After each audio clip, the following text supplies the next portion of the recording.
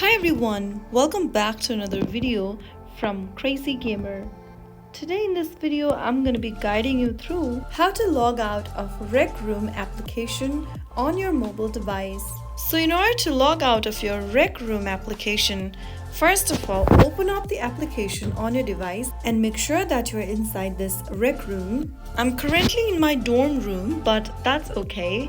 Go ahead and tap on the watch icon at the top left corner and this will open up this pop-up menu. Click on the profile icon at the bottom left and then from your profile section, tap on the little door icon at the top right corner. In the menu, click on exit to title.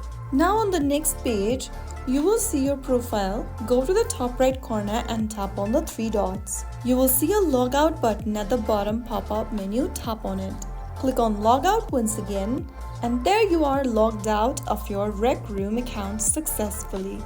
Never share your login details with anyone, and always log out if you're not using your own personal device. So that's how you exactly log out of Rec Room safely and correctly. Just make sure that you remember your username and password before logging out. If you found the video helpful, don't forget to like, share, and subscribe to the channel. I will be back again in the next video. Thank you for watching.